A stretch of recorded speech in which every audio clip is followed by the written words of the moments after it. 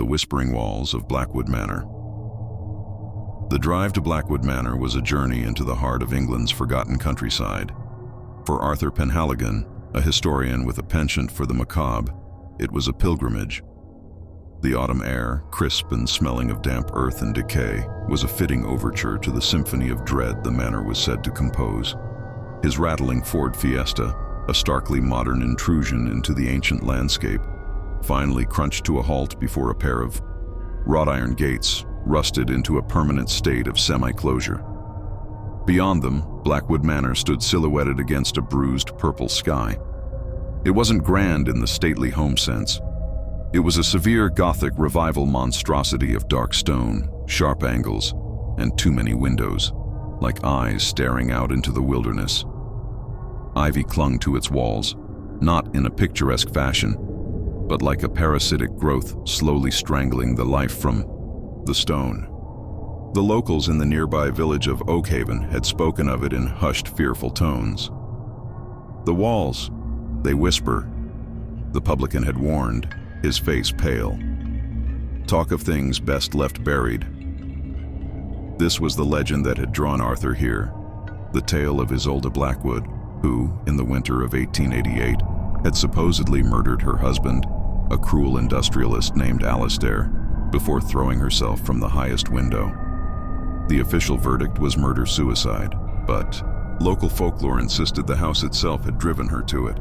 They said her spirit was not at rest, but that was the common garnish on such tales. It was the whispers that intrigued Arthur.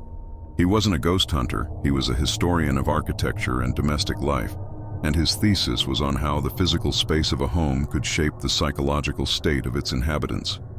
Blackwood Manor was his case study prime. With a groan of metal that echoed in the unnerving silence, he forced the gate open just enough to squeeze through. The grounds were a tangled mess of thorns and overgrown rose bushes. A stone path, fractured by weeds, led him to a heavy oak door.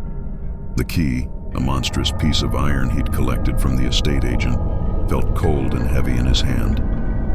It turned in the lock with a series of loud, protesting clicks. The air that hit him as the door swung inwards was thick and stagnant, a cocktail of dust, mold, and something else, something faintly, cloyingly sweet, like wilted flowers. He stepped inside, the door slamming shut behind him with a deafening boom that vibrated through the floorboards and up his spine. The sudden darkness was absolute.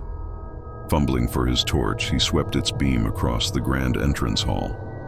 A thick carpet of dust covered everything. Cobwebs, thick as cotton wool, draped from a chandelier that looked like a skeletal hand reaching down from the cavernous ceiling. A grand staircase swept upwards into the gloom, but it was the silence that was most profound. A heavy, oppressive silence that seemed to have weight and texture. "Hello?" he called out, his voice sounding small and thin. The only answer was the echo of his own word, swallowed by the vast emptiness. He took a tentative step forward, his boots crunching on fallen plaster. He ran a hand along the wall, feeling the textured damask wallpaper beneath a layer of grime. It was then he heard it. It wasn't a voice, not exactly. It was a sound so faint he thought he'd imagined it. A soft, sibilant hiss, like air escaping a punctured lung. He froze, straining his ears. "Sss! Get out!" The sound was everywhere and nowhere at once. It seemed to emanate from the very fabric of the building, from the stone and the plaster and the ancient wood. It was a whisper carried on a draft of cold air that slithered around his ankles. Arthur, a man of logic and reason, felt the first icy tendril of genuine fear curl in his stomach. The publican was right. The walls whispered. For a moment, Arthur stood frozen, the heavy diary feeling like a block of ice in his hands. Every rational instinct, every ounce of self-preservation, screamed at him to leave, to walk out of the oppressive silence, get in his car, and drive until the Gothic silhouette of Blackwood Manor was nothing but a bad memory. But he was a historian, and the historian in him was captivated. The footsteps above were not a whisper. They were not a trick of the wind. They were the solid, tangible sounds of a person pacing on the floorboards directly above the library. A person who, by all accounts, should not exist. Thump, thump, thump. The rhythm was agitated, restless, the sound of a caged animal. "This is it," he breathed, the words forming a cloud in the frigid air. "This is the shaping of the psychological state." It was madness to stay, but professional obsession was a powerful force. He had to know. Carefully placing Alistair's diary back on the desk, he left the library, his own footsteps now sounding unnervingly loud in the hall. He faced the grand staircase, which seemed to ascend into a solid wall of darkness. His torch beam cut a nervous, bouncing path up the stairs, illuminating peeling paint and the ghostly outlines of portraits whose faces were lost to grime and shadow. He placed a foot on the first step. It groaned in protest, a long, drawn-out sound like a dying man's last breath. He paused, listening. The pacing above had stopped. The silence that rushed back in was somehow worse, heavier with anticipation. He continued his ascent, each creak and groan of the ancient wood amplifying the frantic beating of his own heart. Reaching the first floor landing, a long corridor stretched out before him, a tunnel of gloom punctuated by closed doors. He knew from the house's layout that the room directly above the library would be the master bedroom. He moved down the corridor, his torch beam sweeping from side to side. Dust motes danced like frantic sprites in the light. He found the door, its paint cracked and blistered. The brass handle was ornate, but tarnished almost black with age. It felt colder than the rest of the air. Taking a deep breath, he turned it. The latch clicked with startling volume, and he pushed the door open. The room was vast and filled with the hulking shapes of furniture. A colossal four-poster bed dominated the space, its drapes rotted and hanging in tatters. A dressing table stood against the far wall, its mirror clouded and black, reflecting nothing. The air in here was colder still, a biting, unnatural cold that had nothing to do with the autumn weather. The agitated energy of the pacing lingered, a static charge in the atmosphere. Arthur swept his torch across the room, and the beam landed on the dressing table. Amidst the thick dust, something was out of place. A single object had been cleared of grime. A small silver music box, intricately carved with birds and flowers. Its lid was slightly ajar. He approached it cautiously, his boots sinking into the threadbare Persian rug. He felt an inexplicable pull towards the object, a sense of its importance. With a trembling finger, he nudged the lid fully open. For a heart-stopping second, nothing happened. Then, a delicate, tinkling melody began to play. It was a simple, melancholic tune, painfully sad and yet beautiful. The sound was impossibly clear and pure in the decaying room. As the music filled the silence, the whispers returned, swirling around him, clearer than they had been downstairs. It was Isolde's voice, full of a deep, aching sorrow. "My music, a gift from my mother." The whisper was right beside his ear, intimate and chilling. He hated it, said it was frivolous, unfit for the wife of Alistair Blackwood. Arthur stared at the music box, the sad little tune plinking away. He could picture it perfectly, the stern, overbearing husband, and the young wife clinging to this one small, personal treasure. Suddenly, the music box lid slammed shut with a sharp crack that made him jump back. The melody cut off abruptly. The room plunged into an even more profound cold. The faint, sweet smell of wilted flowers was suddenly overpowering. Then the whisper changed. The sorrow was gone, replaced by a raw, sharp terror. "He's coming! Hide!" And from downstairs, from the direction of the main hall, a new sound began. Not the restless pacing he had heard before. This was a slow, heavy, deliberate tread, the authoritative footsteps of a man ascending the grand staircase. And they were coming for him. Panic, cold and sharp, seized Arthur. The historian was gone, replaced by a primal instinct for survival. "Hide." Isolde's whispered command was his own. His eyes darted around the moon-dusted gloom of the bedroom. The four-poster bed? No, too obvious. Behind the tattered curtains? Useless. His gaze fell upon a large, dark wood wardrobe standing against the wall like a silent sentinel. It was his only chance. He scrambled towards it, his movements clumsy with fear. The heavy footsteps were on the landing now, slow, measured, each one a hammer blow against the silence. He wrenched the wardrobe door open. It gave a low groan, and bundled himself inside, pulling it shut just as the bedroom door handle began to turn. The darkness inside the wardrobe was absolute. The air was thick with the smell of mothballs and ancient, decaying fabric. He pressed his eye to a thin crack between the doors, his heart hammering against his ribs so violently he was sure it must be audible.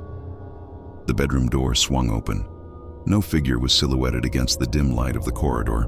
Instead, a wave of profound cold rolled into the room, a cold so intense it was like a physical blow. The dust on the floor stirred, swirling into eddies as if displaced by an unseen body. Arthur watched, barely breathing, as the tattered drapes of the bed swayed violently, though there was no breeze. The invisible presence moved into the room with an aura of immense weight and authority. The floorboards creaked under its path. It moved not with the ethereal drift of a phantom, but with the solid, purposeful stride of the master of the house. It went directly to the dressing table, and Arthur felt, rather than saw, a wave of pure, incandescent rage emanate from it. The silver music box rattled on the wooden surface, and then Isolde's whispers began again, no longer just sad memories, but a torrent of present tense fear echoing inside Arthur's mind. He found me. He always finds me. The music. He's going to break it. Please. Through the crack, Arthur saw the music box lift an inch into the air, as if seized by an invisible hand, and then slam back down onto the table with a sickening crunch. The delicate mechanism was silenced for good. A sob, thin and ethereal, echoed in the room, a sound of pure heartbreak that seemed to come from the very walls. The presence turned from the shattered box. It scanned the room. Arthur felt a gaze, as real and penetrating as any physical stare, sweep across the space and linger on the wardrobe. He held his breath, his muscles locked, convinced he had been discovered. The cold intensified. Around his hiding place, seeping through the wood, the brass handle on the outside of the wardrobe began to rattle, softly at first, then with increasing violence. Clack, clack, clack, clack, clack. Arthur flinched back from the crack, stifling a cry. He was trapped. It knew where he was. He squeezed his eyes shut, bracing for the door to be torn from its hinges. But it never happened. After a long, terrifying moment, the rattling stopped. The intense cold receded slightly. He dared to peek through the crack again. The invisible force was moving away, crossing the room towards the large mullioned window that looked out over the wild, tangled grounds. It stopped before the window, and the air around it grew heavy with a sense of grim finality. Isolde's whispers reached a crescendo of despair. No escape. The only way. The only way to be free. There was a sudden, sharp crack, not of wood, but of glass. Arthur stared in horror as a spiderweb of fractures appeared on one of the window panes, radiating out from a central point, though nothing had touched it. Then, as suddenly as it began, it was over. The oppressive presence vanished. The unnatural cold dissipated, leaving only the mundane chill of the derelict house. The whispers faded into silence. The only sounds were the distant moan of the wind outside and Arthur's own ragged, desperate gasps for air in the suffocating darkness of the wardrobe. He remained there for what felt like an hour, though it may have been only minutes, before he found the strength to push the door open. He stumbled out, leaning against the wardrobe for support, his body trembling uncontrollably. He was no longer just a historian studying a phenomenon. He was part of it, a terrified audience member forced to watch a ghostly reenactment of a century-old tragedy. He knew then that leaving was no longer an option. Alistair's rage and Isolde's sorrow were trapped here, locked in an eternal repeating loop. And now, he was trapped with them. His quest for understanding had become a fight for his own sanity. The trembling subsided, replaced by a strange, cold clarity.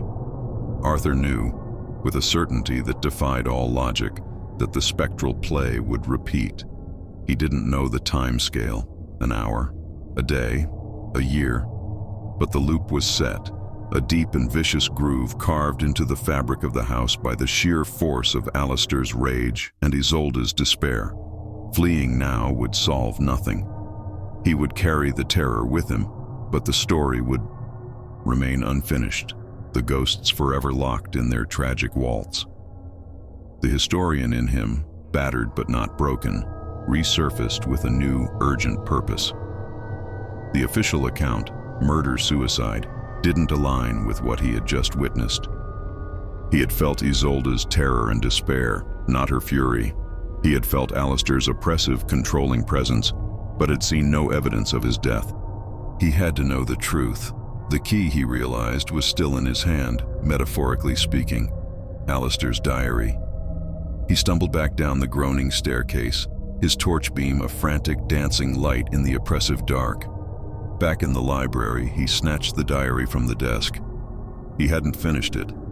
He had been interrupted by the footsteps. He sat down in the dusty armchair, ignoring the chill that clung to the upholstery, and forced his shaking hands to turn the pages. He skipped past the early entries detailing Alistair's cruel molding of his young wife. He went towards the end, to the winter of 1888. Alistair's handwriting grew more erratic, the confident loops becoming sharp, angry slashes. The entries were no longer about Isolde, but about finances.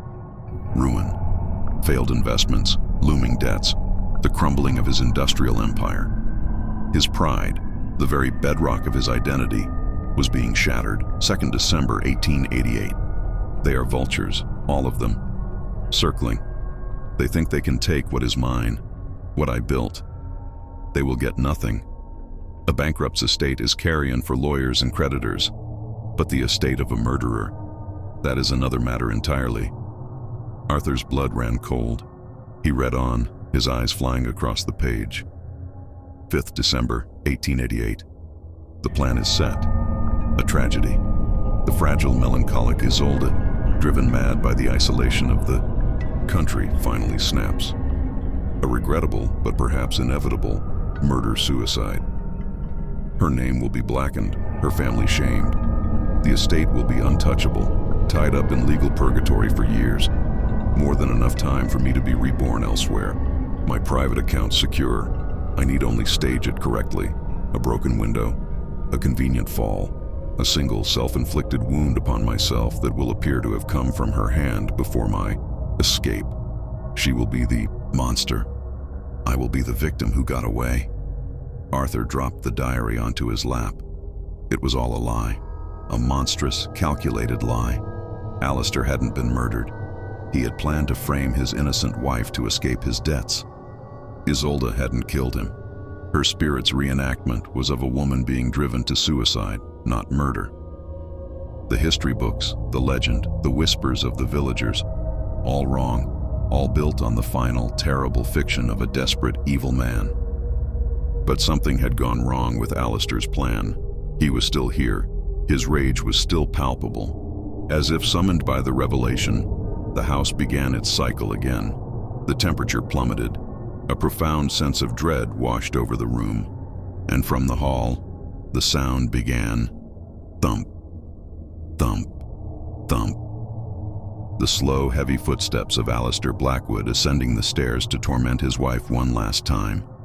Isolde's frantic whisper erupted in Arthur's mind. Run. He is here. Run while you can. But Arthur did not run. He stood up, his fear still present but now eclipsed by a cold, righteous anger. He was not just a spectator anymore. He was a witness. He held the proof of Isolde's innocence in his hands. He walked out of the library and stood at the bottom of the grand staircase, Alistair's diary held open in his hand. He aimed his torch beam up into the darkness where he knew the presence was now moving along the landing. "Alistair!" he shouted, his voice ringing with a conviction he didn't know he possessed. "Your plan failed." The footsteps stopped. The cold on the landing seemed to coalesce, to focus. "I have your diary," Arthur yelled into the oppressive silence. "I know the truth. Your businesses were failing. You were ruined." A wave of fury, so powerful it felt like a physical force, blasted down the stairs, making him stagger. The whispers were a terrified scream in his head. "Be silent. You will make him angry. You are going to frame her."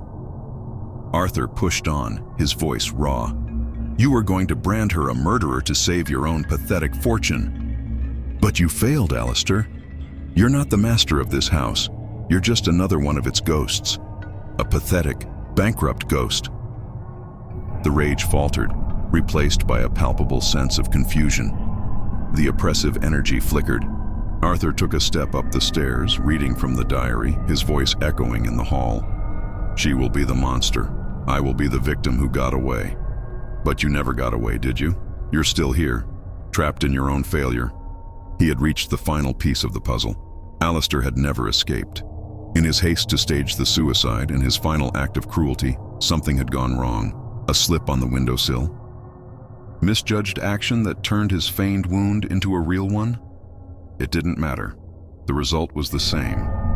He had died here, trapped by the same walls he had used to imprison his wife.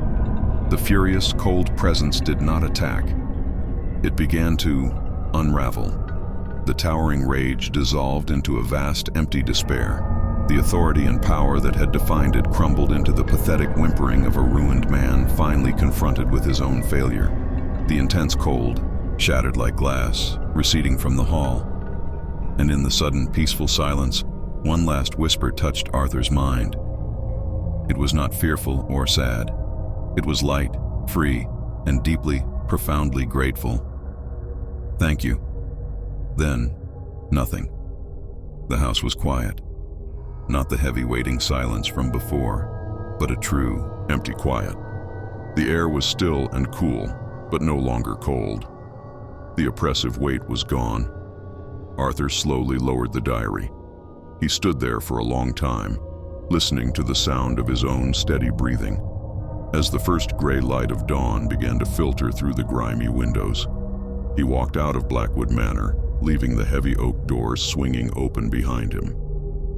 The house was just a house now, a decaying shell of stone and wood, its story finally told, its ghosts finally at peace. The Haunting of Heatherfield House, Part 1. Elena's creative well had run dry, not just dry, but cracked, arid, and desolate. For 6 months, every canvas she had stood before remained stubbornly, accusingly white. The vibrant cityscapes of London, once her muse, now felt like a cage of gray noise. Her agent had been patient, but patience wears thin when commissions go unfulfilled. On a whim, born of desperation, she had typed Remote Artists Retreat UK into a search engine. That's how she found Heatherfield House. The pictures on the estate agent's website were deceptively idyllic. A stone cottage in the heart of Devon, drowning in a riot of honeysuckle and climbing roses.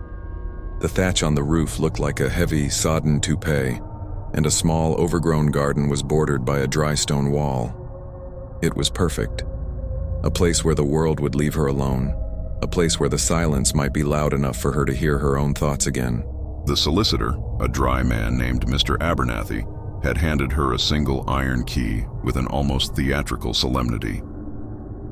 "Old place," he'd remarked, peering at her over his spectacles. "Got character. The last tenant left rather abruptly." He hadn't elaborated, and Elena, caught up in the romance of her escape, hadn't pressed him. Arriving on a damp Tuesday afternoon, she found the cottage was even more isolated than she'd imagined. It sat at the end of a long, single-track lane, surrounded by rolling green hills and the ceaseless, mournful cry of sheep. The air smelled of rain and wild garlic. Inside, the house was a clutter of mismatched furniture left behind by previous occupants. It smelled of dust, damp, and something else, something faintly floral and sad, like potpourri that had long since surrendered its scent. But it had charm. A huge fireplace, or inglenook, dominated the main living space, and a narrow, winding staircase led to 2 small bedrooms under the eaves. For the first few days, it was bliss. The silence was absolute, broken only by birdsong and the rustle of the wind. She felt the knot of anxiety in her chest begin to loosen. On the 3rd morning, feeling a flicker of her old optimism, she set up her easel in the living room, positioning it to face the French doors that opened onto the garden. The first strange thing was small. She went to the kitchen to make a cup of tea. leaving her favorite sable brush on the taboret beside her easel. When she returned, it was on the floor, several feet away, as if it had been dropped. She frowned, assuming she'd knocked it without realizing. The next day, she began to paint. She intended to capture the wild, untamed beauty of the garden, the vibrant greens and the defiant pinks of the roses, but her hand wouldn't obey. The colors that found their way onto her palette were muted grays, deep blues, and sorrowful ochres. The lines she painted were not the joyful chaos of the garden, but the sad, drooping shape of a willow tree she couldn't even see from the window. Frustrated, she scraped the canvas clean and tried again. The same thing happened. It was as if a profound melancholy was guiding her hand. That night, she was woken by a sound. She lay still in the darkness of the master bedroom, listening. It was faint, almost lost beneath the sound of the wind sighing around the cottage. It was the sound of weeping, a woman's quiet, heartbroken sobs. She sat bolt upright, her heart thudding against her ribs. She strained her ears, telling herself it was just the wind, the house settling, an animal outside. But the sound was too rhythmic, too human. It seemed to be coming from the room next door, the small empty spare room she was using for storage. Slipping out of bed, her bare feet cold on the wooden floorboards, she crept to the door and pressed her ear against it. The sobbing was clearer now, choked and full of a grief so deep it made her own chest ache in sympathy. Taking a shaky breath, she turned the handle and pushed the door open. The room was empty, illuminated by a single shaft of moonlight cutting through the small window.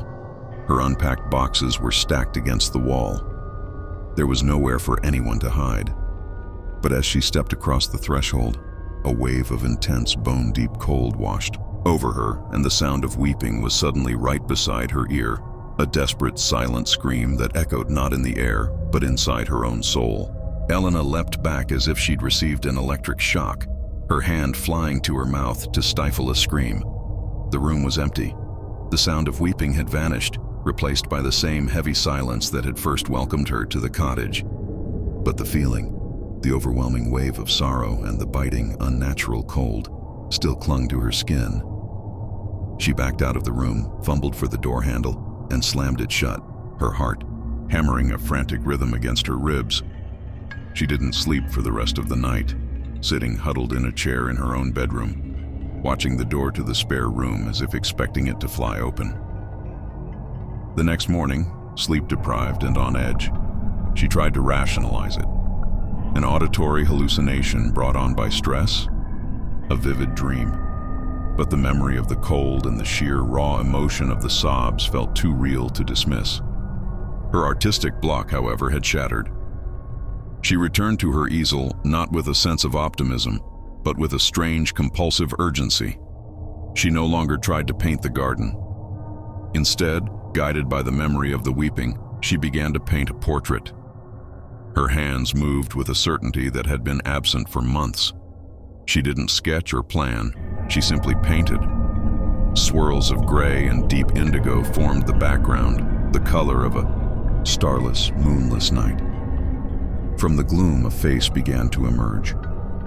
It was a woman's face, pale and oval-shaped, with large, dark eyes that held the same profound sadness as the weeping she had heard. Her hair was a cascade of dark curls, and her lips were parted slightly, as if in the middle of a sigh. Elena worked in a feverish trance, unaware of the passing hours. The sun set, casting long shadows across the room, but she didn't notice. She painted on, driven by a force she didn't understand. She wasn't creating a portrait, she was revealing it, uncovering something that was already there, hidden beneath the blank surface of the canvas. As she painted the final stroke, a single glistening tear on the woman's cheek, a floorboard creaked upstairs. She froze, paintbrush held midair. The sound was distinct, coming from the spare room. It was followed by another, and then the soft dragging sound of something being moved across the floor. Fear, cold and sharp, lanced through her. She was not alone. The last tenant leaving abruptly suddenly took on a sinister new meaning. Was it a squatter? A local who knew the house was empty? "Who's there?" she called out, her voice trembling but loud in the quiet house. There was no answer. The dragging sound stopped. Silence flooded back in, thick and expectant. Elena's fear gave way to a surge of adrenaline. This was her house. She would not be terrorized by strange noises. Grabbing the heaviest object she could find, a cast-iron poker from the fireplace, she crept towards the stairs. "I'm warning you," she said, her voice stronger now. "I've called the police." A lie, but a necessary one. She ascended the stairs one by one, the iron poker held before her like a weapon. The door, too. The spare room was slightly ajar, just as she had left it. She pushed it open, her knuckles white as she gripped the poker. The room was as she had left it, filled with her boxes and bathed in the pale glow of the evening light.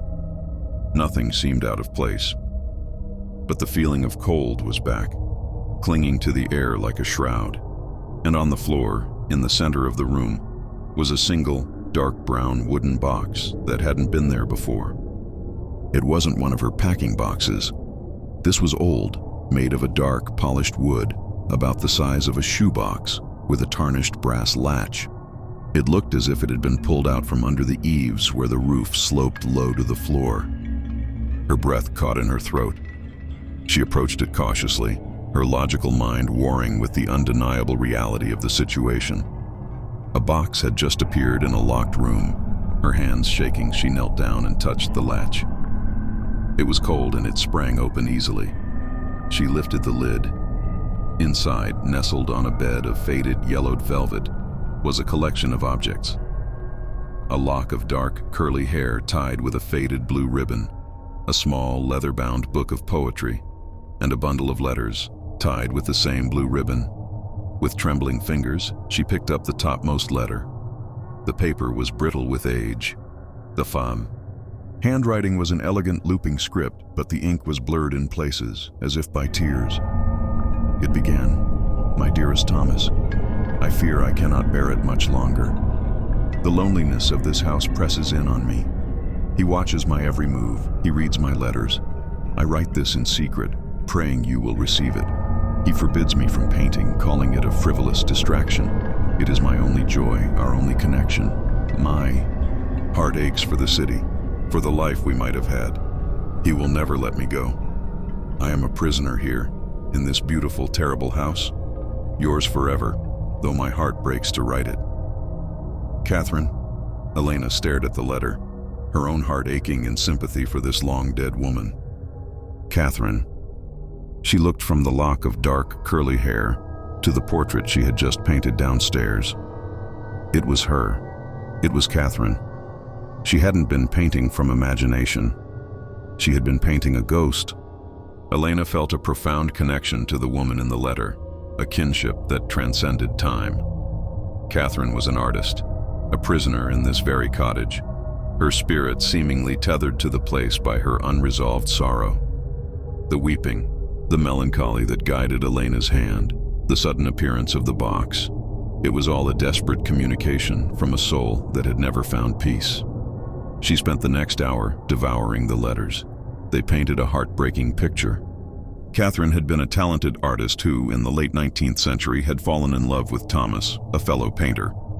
However, her father had forbidden the match, forcing her into an arranged marriage with a wealthy, older landowner named Alistair Finch, a cruel, possessive man who was pathologically jealous of her past and her passion for art. Finch had brought her to Heatherfield House, effectively isolating her from everyone she had ever known. He had forbidden her from painting and confiscated her art supplies, seeing her talent not as a gift, but as a link to a life and a love he could not control. The final letter was the most chilling. "My dearest Thomas, he has found my letters to you." The rage in his eyes was like nothing I have ever seen. He called me unspeakable names. He has locked me in the spare room. He says that if he cannot have all of me, my body, my heart, and my soul, then no one will. I hear him downstairs now, lighting the fire in the ingle nook. The house smells of smoke. I am so terribly afraid. Do not forget me. Elena dropped the letter as if it had burned her. She looked with horror towards the huge fireplace in the living room downstairs. "He has locked me in the spare room. The house smells of smoke." The official story, as she discovered later from frantic online searches of local historical records, was a tragic accident. Heatherfield House had caught fire in the autumn of 1889. The owner, Mr. Alistair Finch, had apparently been away on business. His young wife, Catherine, was found in a locked upstairs room, having succumbed to smoke inhalation. Her death was ruled a terrible misfortune. But it wasn't. It was murder. Alistair Finch had locked his wife in the room and set the house ablaze, crafting the perfect, unprovable crime. Catherine hadn't died in an accident. She had been murdered by her jealous husband, her memory and talent erased, her story buried beneath a lie. Her spirit remained, not as a malevolent force, but as a grieving prisoner, endlessly weeping for her stolen life and her lost love. Elena knew what she had to do. This was no longer just about her own artistic block. It was about justice for Catherine. She took the portrait she had painted, Catherine's portrait, and propped it up in the living room, facing the French doors. She gathered the contents of the wooden box, the lock of hair, the book of poetry, the heartbreaking letters, and placed them on a small table beside the easel, creating a small shrine. "Catherine," she said, her voice soft but clear in the silent house. "I know what happened. I know what he did to you. You are not forgotten." As she spoke the words, a gentle breeze swept through the room, though the doors and windows were closed. It smelled faintly of honeysuckle and something else, turpentine and oil paint. A sense of peace, of profound relief, settled over the cottage, pushing out the last vestiges of the oppressive cold and sorrow. The heavy, melancholic atmosphere that had clung to the house since she arrived finally lifted. That night, Elena slept soundly for the first time in months. There were no more tears, no more cold spots, no more whispers in the dark. There was only the gentle, peaceful silence of the Devon countryside. In the morning, she returned to her easel. The morbid, sorrowful colors were gone from her palette. Her hand, now entirely her own, reached for the vibrant yellows, the brilliant blues, and the joyful pinks. Her creative block was not just broken, it was gone, washed away by a current of inspiration stronger than any she had ever known. She began to paint with a renewed sense of purpose.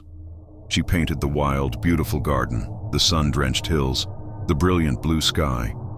And in every painting, if you looked closely, you could almost see the faint, smiling silhouette of a woman with dark, curly hair, standing by the French doors, finally free. Elena stayed at Heatherfield House for another year. She became one of the most celebrated landscape artists in the country, her work known for its vibrant color and a sense of life and joy that was almost tangible. She never told anyone the full story of her muse, but she bought the cottage, ensuring it would always be a place of peace. She had come to Heatherfield House seeking to reclaim her art, but she had ended up reclaiming a lost soul, and in doing so, had found her own. Richard Sterling didn't believe in ghosts. He believed in profit margins, structural integrity reports, and the persuasive power of a well-funded marketing campaign. As he stood before the imposing, soot-stained facade of number 17, Park Crescent, he was utterly convinced he had found the deal of the decade. The building was a relic, a grand Victorian townhouse built during the peak of the Industrial Revolution by a cotton magnate named Marcus Thorne. It was a 4-story monument to wealth and ego, complete with towering bay windows, ornate cornices, and a grand portico supported by 2 weary-looking caryatids. It was also Grade 2 listed, hopelessly dilapidated, and had been sitting empty for 50 years, tangled in legal disputes. Until now. Richard had snapped it up for a price that was practically theft. His vision was clear. The Thorn, an exclusive boutique hotel, a place where the new money of the city could come to sleep in the tastefully renovated shell of the old. "She's a big job, Mr. Sterling," said Dave, his site manager, a burly man whose cheerful pragmatism was a useful antidote to Richard's impatience. The surveyor's report was a horror story. Dry rot in the west wing, the roof is knackered, and the whole electrical system needs ripping out. "Cosmetic, Dave. All cosmetic, Richard replied, clapping him on the shoulder. The bones are good. Look at it. You can't buy character like this. He unlocked the heavy front doors and pushed them open. A wave of cool, musty air washed over them. The entrance hall was even grander than he remembered. A sweeping marble staircase curved upwards into the gloom, and a vast, filthy skylight 3 stories above cast a weak, watery light on the decaying scene below. The local legend, which Richard had dismissed as romantic nonsense, was that Thorne had built the house for his much younger wife, a beautiful singer named Serafina.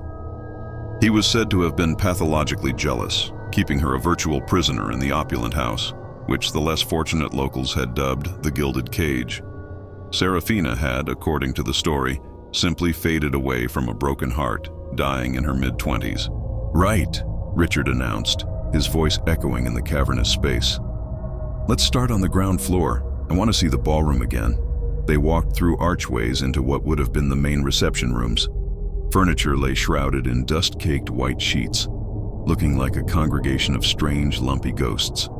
In the ballroom at the rear of the house, floor-to-ceiling mirrors, now clouded and black with age, lined one wall. A chandelier, draped in cobwebs as thick as felt, hung from the ornate plaster ceiling. "This is the money shot," Richard said, a broad grin on his face. "A champagne bar here, small tables there. Imagine it at night." As he was speaking, a heavy slam echoed from the front of the house. Both men froze. "Was that the front door?" Dave asked, his brow furrowed. "Must be the wind," Richard said, though he hadn't felt a breath of air. "Go and check it, will you? Prop it open." Dave nodded and headed back towards the hall. Richard remained in the ballroom, his mind already calculating renovation costs. He turned to face the wall of mirrors, trying to picture the room filled with life and music. For a second, his reflection was unclear, distorted by the grime. But as he stared, the darkness in one of the central mirrors seemed to swirl and coalesce. He saw, for the briefest of moments, not his own reflection, but that of a woman. She was pale, with dark hair piled high, and she wore a magnificent dress of shimmering gold satin. Her expression was one of profound, soul-crushing sadness. Her eyes met his in the mirror, and a look of surprise, of alarm, crossed her face. Richard blinked, and she was gone. He was looking at his own reflection again. He shook his head, a dizzy spell, he thought. The dust, the lack of light. Dave returned. "That's weird. The door was shut fast. Had to put my shoulder into it to open it again." Richard didn't reply. He was still staring at the mirror, his heart beating a little faster than he would have liked. He felt a sudden, inexplicable chill. The atmosphere in the room had changed, grown heavy and watchful. He was about to brush it off, to mock his own imagination, when he heard it. It was not the wind. It was not a trick of the old house's acoustics. It was a whisper, as clear and cold as ice, that seemed to materialize directly beside his ear. "Leave." Richard flinched, a sharp, involuntary jerk of his head. He spun around, his eyes scanning the empty, shadow-filled ballroom. There was nothing. No one. "Did you say something, Mr. Sterling?" Dave called from the hallway, his voice sounding distant. "No," Richard called back, his own voice tight. "Nothing. Let's head upstairs. I want to see the master suite." He strode out of the ballroom, refusing to glance back at the wall of mirrors, feeling an urgent need to put distance between himself and the whisper. He was a man of action, and action meant moving forward, not dwelling on acoustic quirks. As they ascended the magnificent decaying staircase, the feeling of being watched intensified. Richard felt a prickling sensation on the back of his neck, as if unseen eyes were following their progress from the shadowy landings above. He dismissed it as paranoia, a symptom of being in a vast, empty building. The master suite was on the second floor. It was a series of connected rooms that spoke of unimaginable luxury, now muted by half a century of neglect. A private sitting room led into a vast bedroom, which in turn connected to a dressing room and a bathing chamber. But it was the windows that drew Richard's attention. Across each one, on the inside, was a delicate but undeniably strong latticework of gilded iron, fashioned to look like climbing roses. Thorne was a paranoid bastard, wasn't he? Richard remarked, running a hand over the cold metal. or he was terrified she'd run off. "It's a cage, Mr. Sterling," Dave said quietly, looking around the room with a sense of unease. "A beautiful one, but a cage all the same." As Dave spoke, the heavy oak door to the bedroom slammed shut with a deafening boom, plunging the room into deep twilight. The only light came from the grimy windows. "What the hell was that?" Dave yelped, spinning around. "Drafts, Dave. The whole place is full of them," Richard said, but his voice lacked conviction. He strode to the door and grasped the heavy brass handle. He turned it. Nothing. He turned it again, putting his shoulder to the door. It was solid, immovable. It was locked. "It's locked," he said, trying to keep the edge of panic from his voice. The old lock must have slipped. A sudden, intense cold descended upon the room, far colder than the ambient chill of the house. It was a biting cold that seemed to radiate from the very center of the room, accompanied by the faint, cloying scent of jasmine perfume. "Do you feel that?" Dave whispered, rubbing his arms. Before Richard could answer, a new sound joined the chorus of creaks and groans. From a dust-covered dressing table in the corner, a delicate, tinkling melody began to play. A music box, its lid slowly creaking open on its own, was playing a tune so melancholic it felt like a shard of ice in the soul. Richard stared at it, his blood running cold. He had seen a music box just like it on the dressing table of the woman in the mirror. The whisper came again, no longer a single, furtive word, but a sentence that coiled around them in the freezing air. It was a woman's voice, imbued with an unshakable certainty and a deep, sorrowful anger. "He built this cage for me. It will not be yours." Dave let out a small, terrified sound. Richard, however, felt a surge of anger.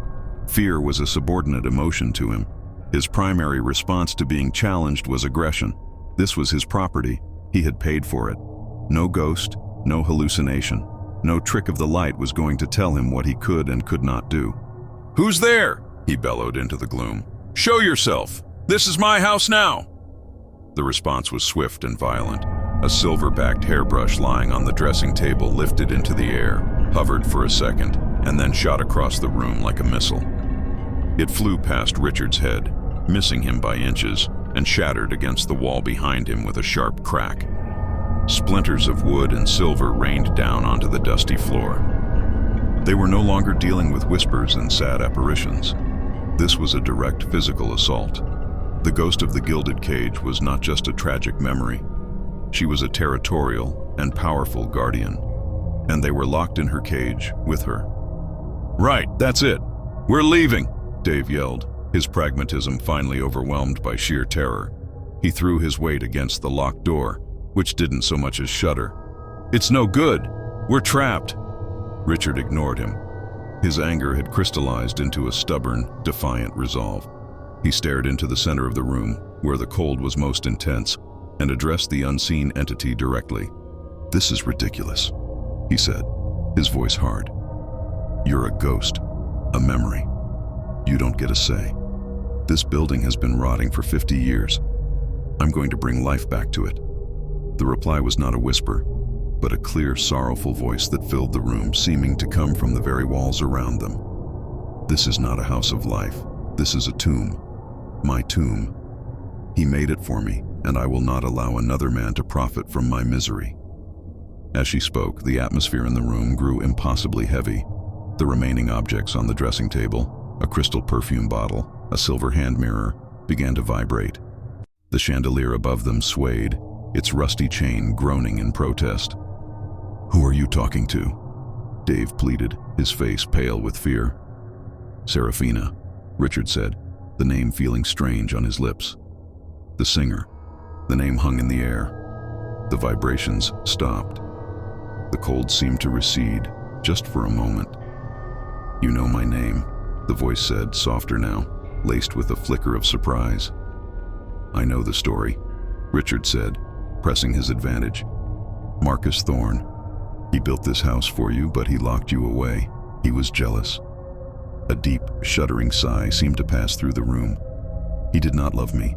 He loved the idea of owning me. He took my voice, my music, my life. This house was his masterpiece of possession. I died in this room, listening to the city I could no longer be a part of, staring at the gilded bars he placed on my windows. Richard looked from the iron latticework on the windows to the locked door. An idea, illogical and utterly mad, began to form in his mind. He wasn't dealing with a simple haunting. He was dealing with a prisoner. And what does every prisoner want? What if I told you I could set you free? Richard asked, his voice softer now. Dave stared at him as if he'd gone insane.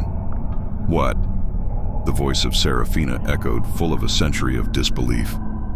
This house isn't your tomb, Richard said, thinking fast, his developer's mind for finding solutions working in a way he had never imagined. It's your cage, and a cage can be opened. You said Thorn took your voice, your music. What if I gave it back? The oppressive cold returned, but this time it was laced with a wary curiosity.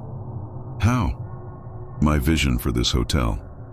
It includes a piano bar, in the ballroom, a place for live music every night, a place for singers. He took a breath, feeling the utter absurdity and the undeniable rightness of what he was about to say. I will not name this hotel the Thorn. I will name it the Serafina.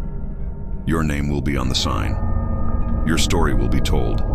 Not the lie about a broken heart, but the truth. That you were a gifted artist, a prisoner who deserved to be heard. Your music will fill these halls again. This won't be a monument to him and his jealousy. It will be a monument to you and your talent. The silence that followed was absolute. The cold, the sense of anger, the crushing weight of sorrow. It all seemed to be held in suspension, as if the spirit of Serafina were considering his proposal. Richard held his breath, knowing he had just made the most important pitch of his life. Then, slowly, the oppressive atmosphere began to dissolve. Not with a sudden rush, but like a morning mist burning away under the sun. The unnatural cold retreated, replaced by the neutral chill of the derelict building. The air grew lighter. With a soft metallic click, the lock on the bedroom door disengaged. Dave, who had been leaning against it, almost fell backwards as it swung open into the corridor. He stared at Richard, his mouth agape. Richard looked around the room. It was just a room again. Dusty, decaying, but empty. The faint scent of jasmine was gone. He walked to the dressing table. The music box was closed, its melody silenced. He felt a profound sense of peace in the room, the quiet of final acceptance. He kept his promise. The renovation was long and arduous, but every decision was guided by his strange pact. He tore down the gilded bars from the windows. The grand ballroom was restored to its former glory, with a beautiful grand piano as its centerpiece. The hotel was named the Serafina, and a small, tasteful plaque in the lobby told the true story of its namesake. A talented singer whose voice had been silenced, but whose spirit endured. The hotel was a roaring success. But Richard's greatest satisfaction came on opening night, as a young gifted singer sat at the piano and her beautiful voice filled the restored ballroom. Richard stood by the bar and raised a glass. The air was filled with music and laughter. He thought he saw, just for a second, a shimmering reflection in the ballroom mirrors of a woman in a golden dress, not sad and imprisoned, but smiling before she faded away into the light. The gilded cage was open at last, its ghost finally free. Sarah, a freelance writer who could work from anywhere, had been seduced by the romance of it all. The house, named the Hollies, was a former vicarage, a handsome Georgian building of gray stone with large sash windows that overlooked a rolling valley. It needed work, a lot of work, but it had what the estate agent called potential. They moved in on a bright, crisp autumn day, the surrounding hills a tapestry of gold and red. Sarah, a freelance writer who could work from anywhere, had been seduced by the romance of it all. The house, named the Hollies, was a former vicarage, a handsome Georgian building of gray stone with large sash windows that overlooked a rolling valley. It needed work, a lot of work, but it had what the estate agent called potential. They moved in on a bright, crisp autumn day, the surrounding hills a tapestry of gold and red. The house was cold and smelled of damp plaster and wood smoke, but it felt like a new beginning, a blank page waiting to be written on. While David busied himself with the practicalities, battling with the ancient boiler and mapping out the rewiring, Sarah's task was to begin the unpacking. She started in the sitting room, a large, airy space with a beautiful but boarded-up fireplace. In the corner of the room, tucked away under the stairs, was a small built-in cupboard. Assuming it was for storage, she pulled on the small brass handle. It was stuck fast. After a brief struggle, the door gave way with a groan and a puff of dust. The cupboard was empty, save for a single object lying on the top shelf. It was a book, bound in worn, dark red leather. It wasn't a printed book, it was a diary. Curious, she took it out and sat on the dusty floorboards. There was no name on the cover. She opened it to the first page. The handwriting was a beautiful but slightly spidery copperplate script, dated over a century ago. 3rd May, 1895. He has brought me to this house. He calls it our haven, a new start far from the grime and gossip of London. But I feel a chill in these stone walls that has nothing to do with the country. He says it is for the best that my delicate disposition requires peace and quiet, but the quiet here is a lonely one. He does not understand that the only peace I require is the peace of being with him. With Julian. Sarah felt a small thrill, the voyeuristic pleasure of stumbling upon a secret history. The diary belonged to a woman named Alara. She read on, captivated by Alara's elegant prose, which painted a vivid picture of a passionate, intelligent woman trapped in a loveless marriage to a stern, older man, referred to only as my husband. Her heart, it was clear, belonged to a man named Julian, whom she had been forced to leave behind in London.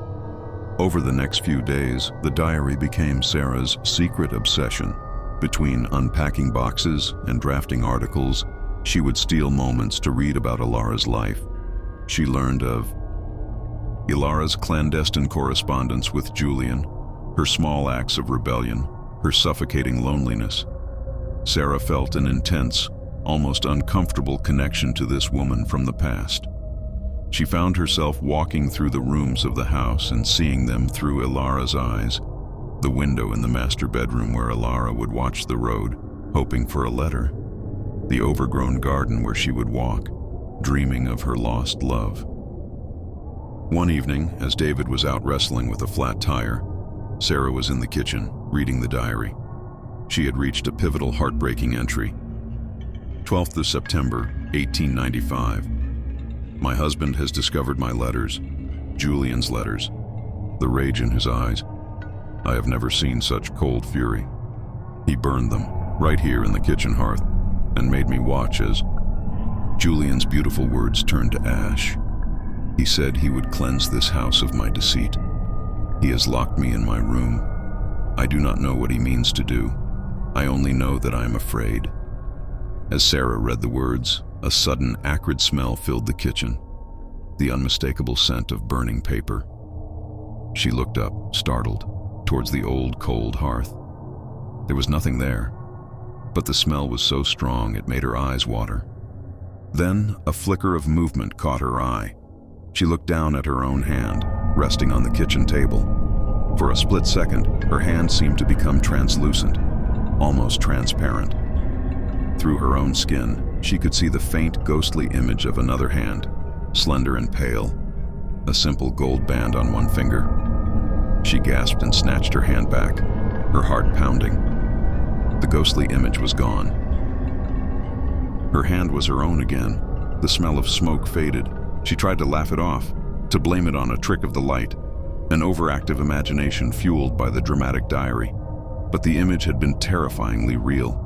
It was the first crack in the wall of her rational world, a sign that her connection to Alara was becoming something more than just a writer's empathy. It was becoming a haunting. The incident in the kitchen left Sarah deeply unsettled. She tried to tell David about it, but the words felt foolish as she said them. I thought I saw a ghost hand. Through my own, she'd said, finishing with a weak, unconvincing laugh. David, ever the pragmatist, had a dozen logical explanations. It's the stress of the move, love. The light in these old houses plays tricks on you. You've been cooped up reading that diary. It's getting to you. She allowed him to convince her because the alternative was too terrifying to contemplate.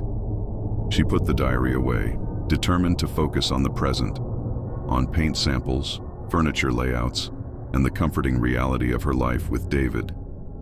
For a while, it worked. The house was slowly transforming from a derelict shell into their home. Yet the strange occurrences didn't stop. They simply became more subtle.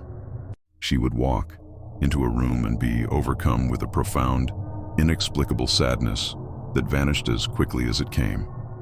She would catch the faint scent of jasmine, Ilara's favorite flower mentioned in the diary, in hallways where there were no flowers. The most disturbing thing was the mirror. There was a large antique mirror with a tarnished silver frame at the top of the stairs. Whenever Sarah passed it, her reflection seemed wrong. It was her face, but her eyes held a deep, unfamiliar sorrow. Her posture was different, more demure, her shoulders slightly stooped as if in defeat.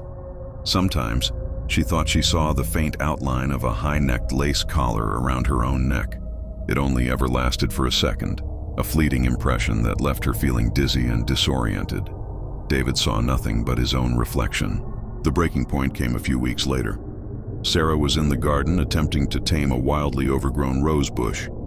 As she knelt in the damp soil, her trowel struck something hard. Curious, she dug around the object and pulled it free. It was a small, heavily rusted tin box. With a sense of dread, she forced the lid open. Inside, nestled on a bed of rotted, mud-stained fabric, was a single object. A man's silver signet ring, engraved with the initial J. Her blood ran cold. Julian. She stared at the ring, her mind racing. Ilara's final, terrified diary entry had spoken of her husband's rage, his vow to cleanse this house of my deceit. What if that meant more than just burning letters? What if Julian had come for Ilara, and her husband had found them? As she stood up, the ring clutched in her hand. A wave of dizziness washed over her, more powerful than anything she had experienced before. The world around her seemed to shimmer and blur. The vibrant colors of the autumn garden faded to a hazy gray. She wasn't in the garden anymore. She was standing in the sitting room, but it was different. It was furnished with heavy, dark Victorian furniture. The fireplace was not boarded up, and a roaring fire blazed in the hearth.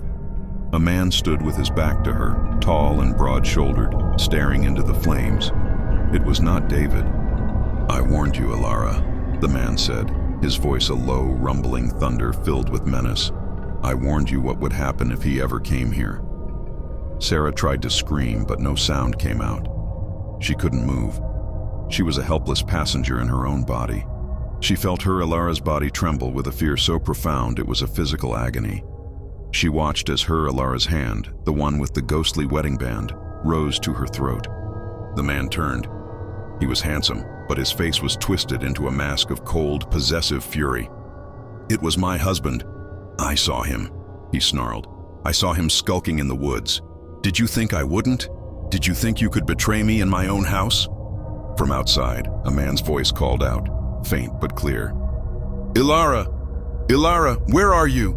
Julian, Ilara's husband, smiled, a cruel, triumphant smile. "He has come for you, and I will give you to him." He strode towards her. Sarah's mind screamed. She was trapped, watching a tragedy unfold from inside the victim's eyes. She felt Ilara's terror, her helpless, silent plea as her husband's hands closed around her neck. The world tilted, the firelight spinning into a vortex of blackness. Sarah felt a blinding pain, a crushing weight, and then nothing. She awoke with a gasp, sprawled on the damp earth of the garden. David kneeling over her, his face a mask of panic.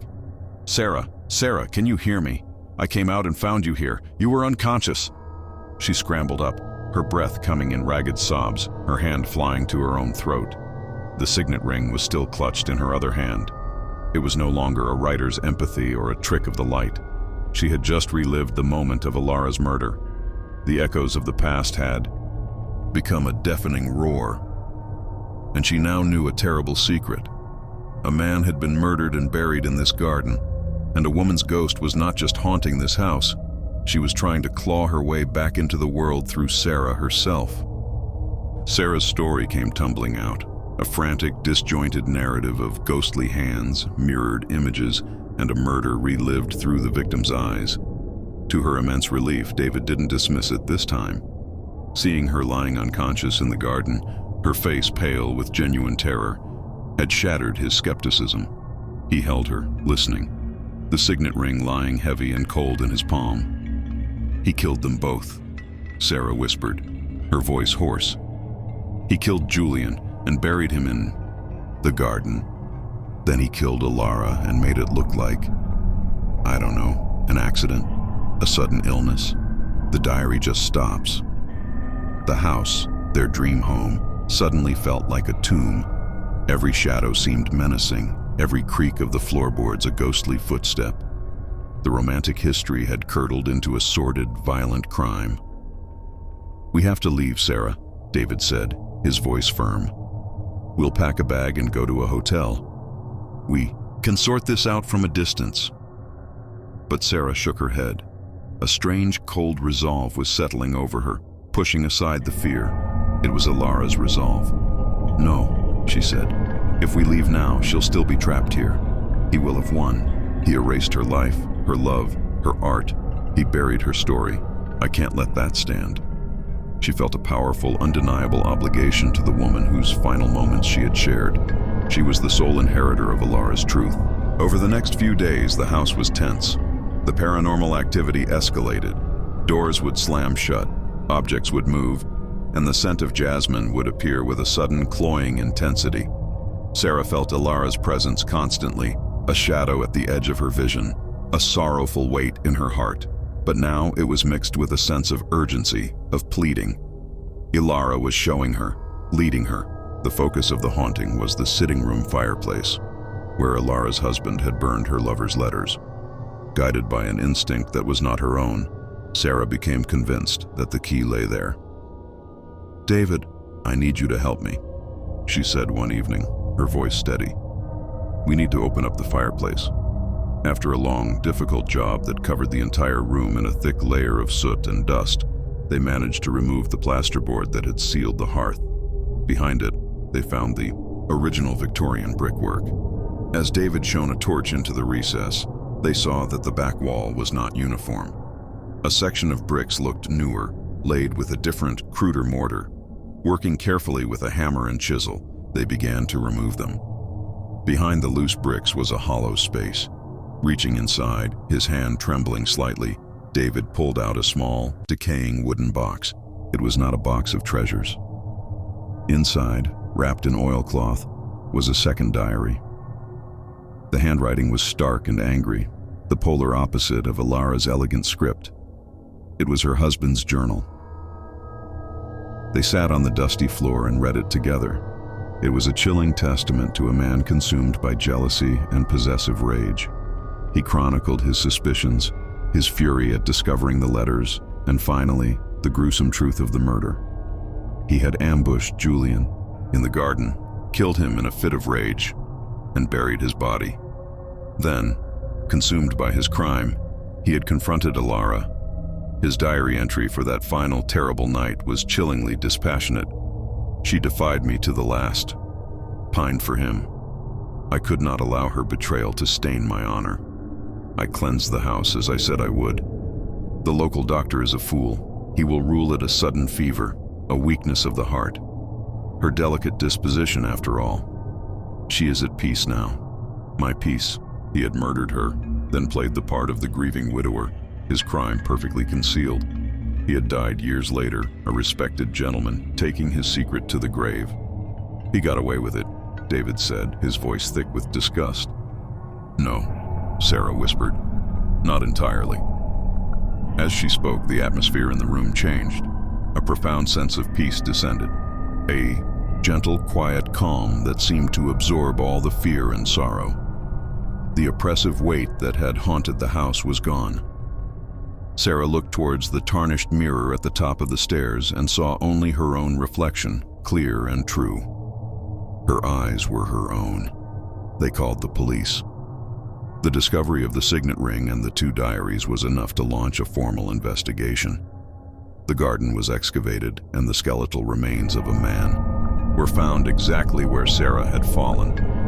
The story became a local sensation. The century-old crime finally brought to light. Ilara's name was cleared of any implicit wrongdoing, and she was recast as the victim she truly was. Sarah and David stayed at the Hollies. The house was no longer a tomb, but a home filled with light and air. Sarah finished her novel, a historical fiction based on the life of a passionate, talented artist named Ilara. It was a bestseller. Sometimes, when the light was just right, she would catch the faint, sweet scent of jasmine in the garden. It was no longer a sad or frightening scent. It was a quiet thank you, a final peaceful echo from a soul that had, at long last, found its freedom. The Echoes of Eternity, Part 1. Sarah and David were city people, through and through. Their life in Manchester was a carefully curated existence of flat whites, art gallery openings, and the comforting, anonymous hum of traffic. So, when they decided to trade their minimalist apartment for a sprawling, slightly ramshackle house in the Peak District, their friends thought they were mad. "It's an investment," David had argued, ever the pragmatist. "And think of the air, Sarah. Actual, real air.